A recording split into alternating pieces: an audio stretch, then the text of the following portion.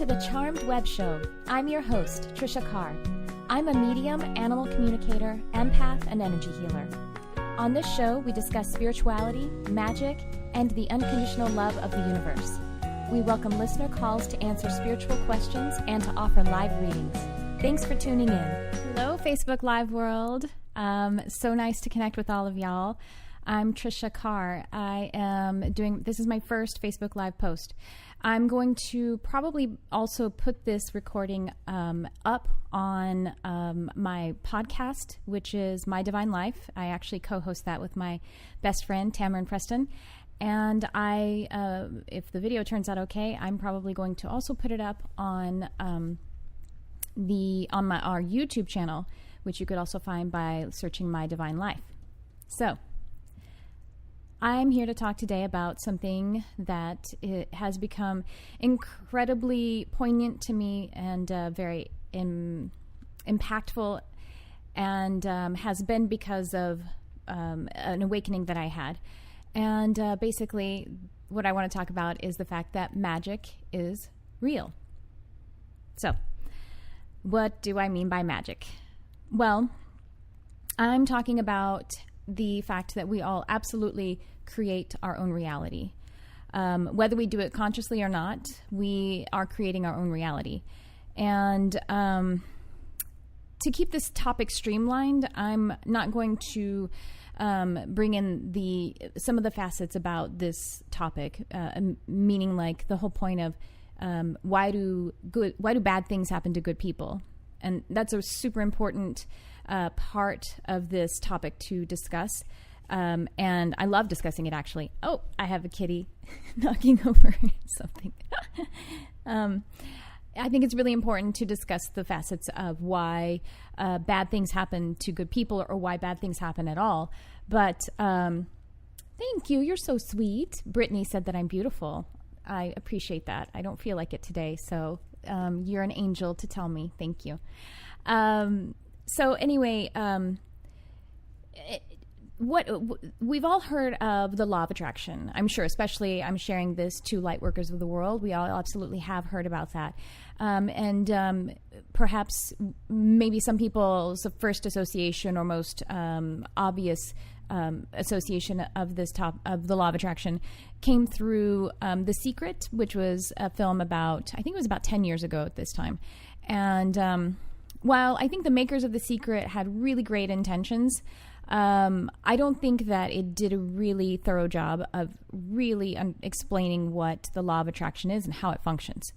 But I also am a complete believer in good things can come of anything. So The Secret happened, and it was exactly what it was supposed to be. So bless it.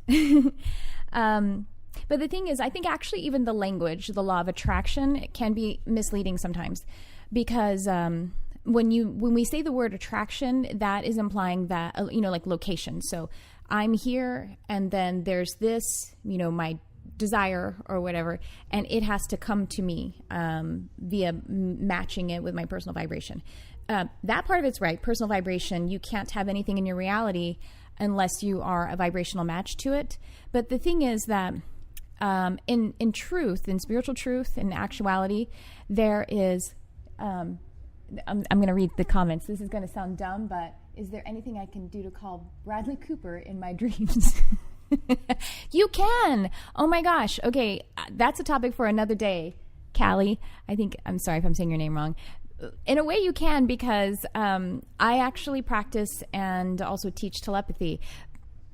That's right. So telepathy, however, it can only come from pure, positive, unconditional love. That's the only frequency it travels on. So that would be the way that you could contact Bradley. Anyway, what I was saying about the word attraction is that in spiritual truth, there is no location. There's no separation. There's no time.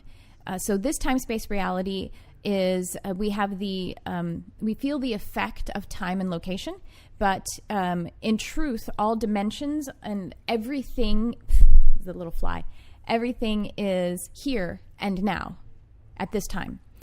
So when things show up in our reality, what the law of attraction actually does is what it's referring to is when things show up in our reality, it's because of our personal vibration.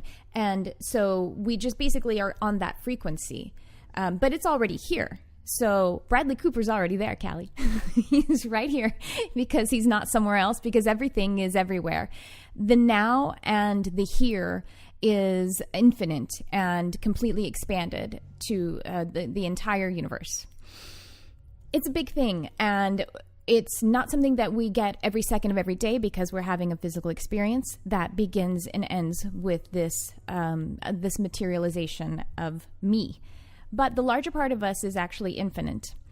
And whoa, sorry, a kitty is knocking things over. My loves.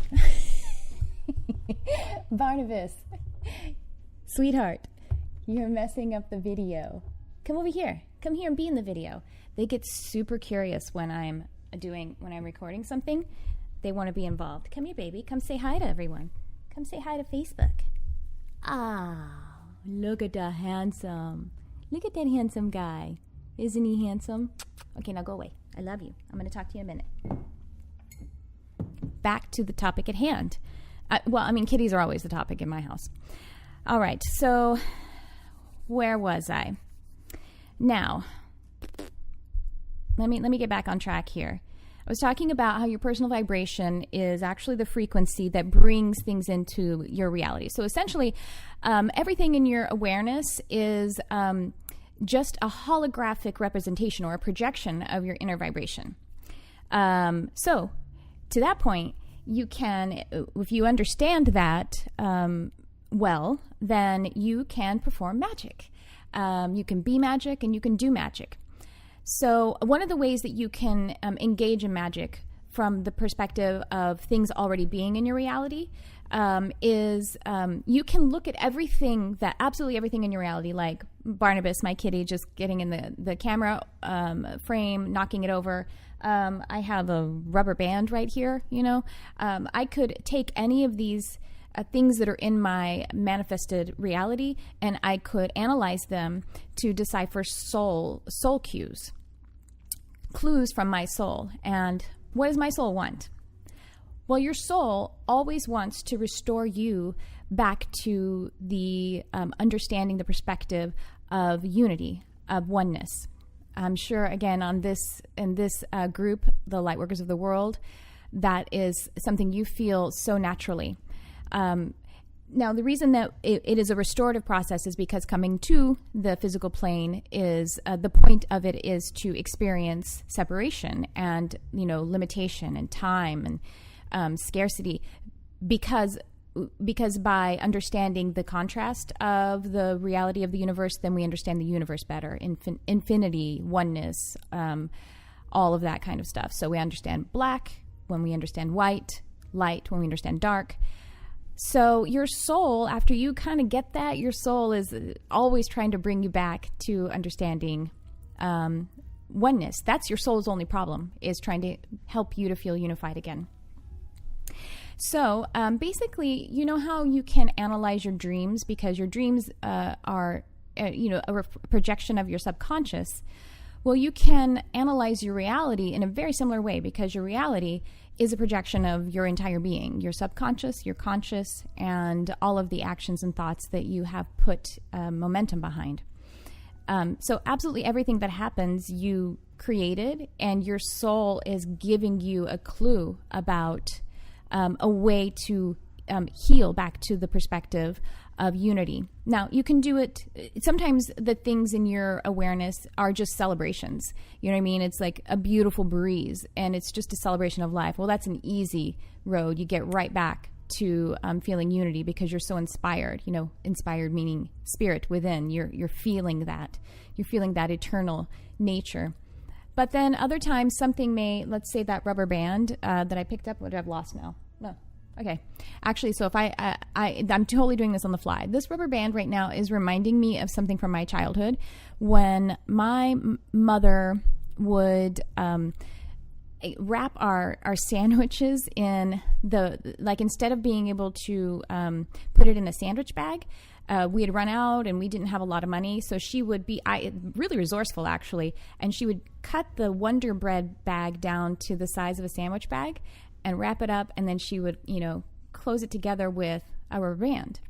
So now we look at that and we're like, hey, that's green. We're reusing. But just the way, the state that we were in at that time, we were ashamed and we were sad because we felt like, oh, we can't afford bags. And so that's some inner child work that I could do, inspired by this rubber band, to go and heal that. Healing the inner child and loving yourself is the key to being able to have true empathy or true love for anyone else. But back to analyzing your reality. Well, that's a good example.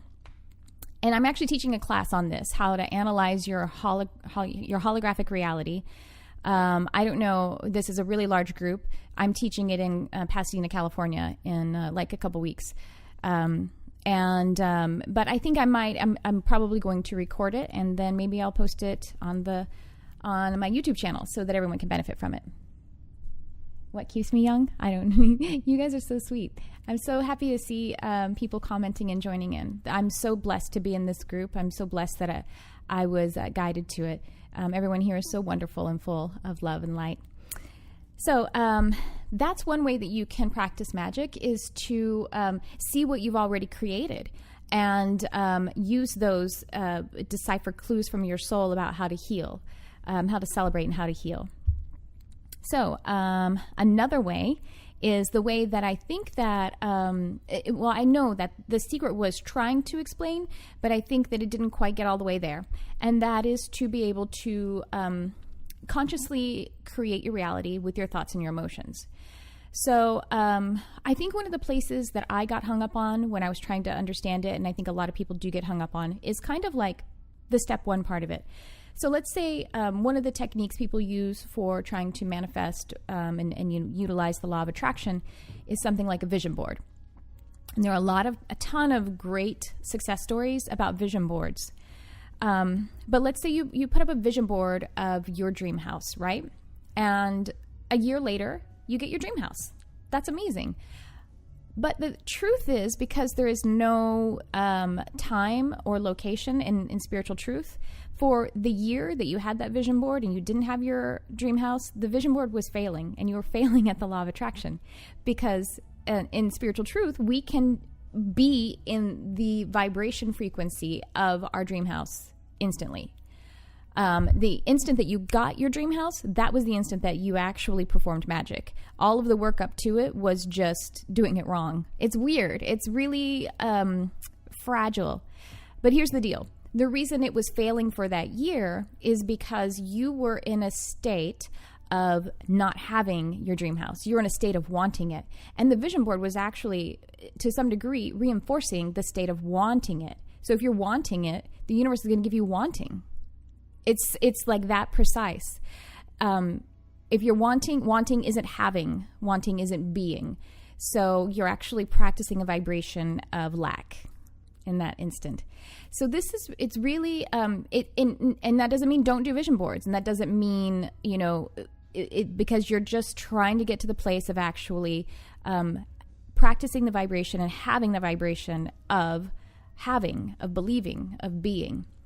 So we all get there when we get there, and we're never perfect at it, because if we got perfect at it, then that would be the end of this time around. We wouldn't need to continue this experience in the physical body.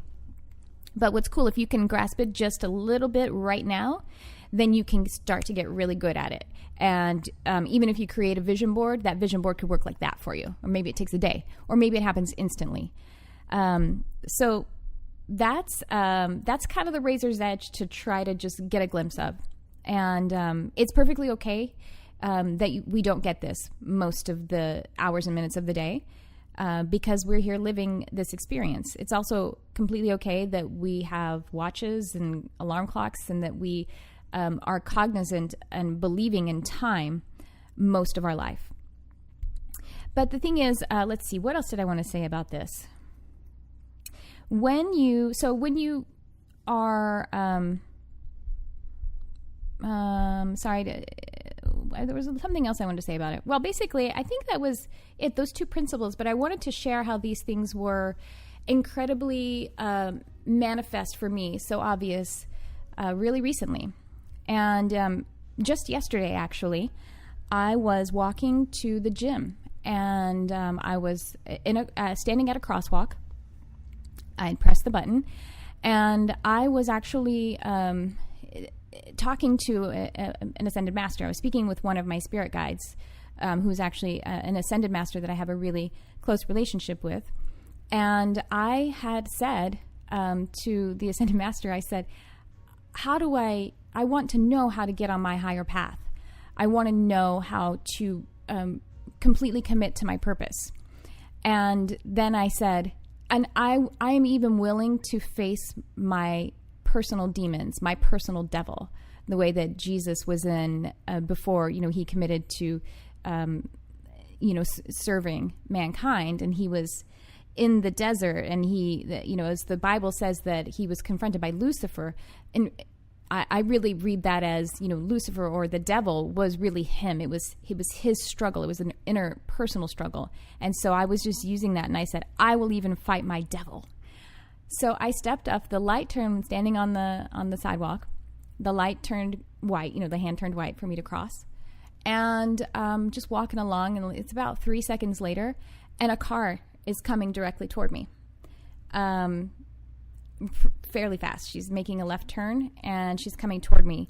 So it was about 2 or 3 seconds, and I was screaming and backpedaling. And she clearly didn't see me, because she ran over my foot, ran over my left foot. Thank God it was only my foot. I only got run over by my foot, because it was coming directly for my body. So I grabbed my foot, and then I, was trajected back forward, slammed her car, and then she went completely over my foot. That's when she actually saw me, was after I was like on her car.